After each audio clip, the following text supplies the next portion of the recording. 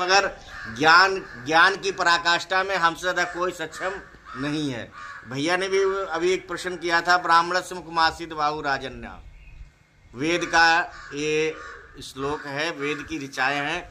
ब्राह्मणस्य मुखमासीत, भगवान विराट स्वरूप का जो मुख है वो ब्राह्मण है, ये बाएं हैं क्षत्रिय है, और उधर है शूद्र है, और चरण है वो उधर है जो वो वैश्य है, चरण है वो शूद्र। मगर ये भगवान विराट स्वरूप की गणना की गई थी। ये व्याख्या भगवान विराट स्वरूप की गई, विराट भगवान की गई। चलिए उस प्रश्न को आज छोड़कर भैया ने कहा है तो हम इस तथ्य पे हम कहते हैं हमारे साथ जो निचले स्तर के ब्राह्मण है, वास्तव में ग्रामीण अंचलों में आज भी ऐसे हैं जिनको पूर्ण रूप से अच्छी शिक्षा नहीं प्राप्त हो रही है। तो उनकी शिक्षा की तरफ, चाहे अखिल भारतीय ब्राह्मण एकता परिषद हो, चाहे अखिल भारतीय ब्राह्मण महासभा हो, चाहे कोई भी ब्राह्मण हो, चाहे किसी भी कोई भी परिषद में ना हो, किसी भी कोई सभा में ना हो, कहीं पर कोई नेता नगरी में ना हो, परंतु उसका सहयोग जरूर करना चाहिए जो नीचे है। उसके लिए हमको सबसे पहले उसकी क्या सहयोग करना चाहिए? उसका खाने पीने के सहयोग नहीं करना चाहिए। खाने पीने के आज के युग में सरकार सहयोग कर रही है, जय हो। खाने पीने के आज के युग में भगवान पर्याप्त अन्न दे रहा है, मोदी जी भी दे रहे हैं, हमारे योगी जी भी दे रहे हैं। परंतु हमको अगर देना चाहिए तो उसको शिक्षा देनी चाहिए।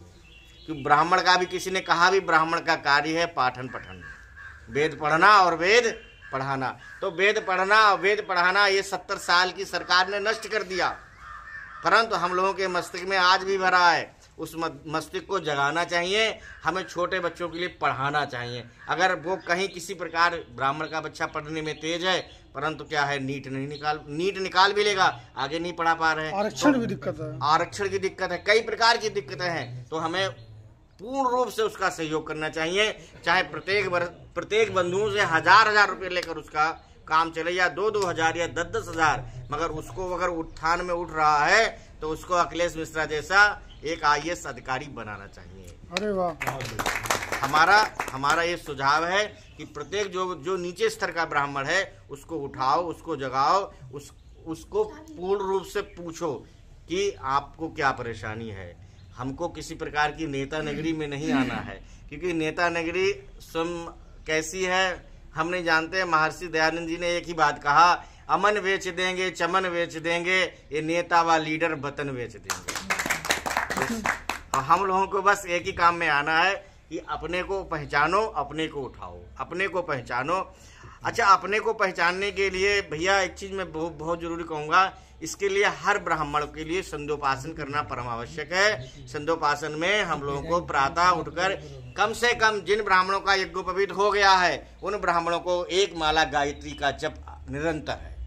वो चाहे गुरु मंत्र कितने भी ले लिए हों, परंतु हम लोगों की गायत्री हमारी माँ है, गायत्री कामधेनु है।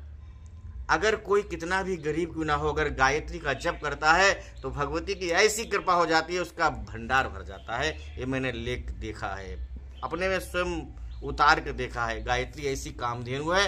तो उन ब्राह्मणों से कहो कि सारे ब्राह्मण गायत्री का जप करें और शिखा सूत्र का भी पालन करें। अगर शिखा सूत्र का हम पालन नहीं करेंगे तो आने वाली आगे पीढ़ी हमारी कोई शिखा सूत्र नहीं। बेटा इस बात से धराओ।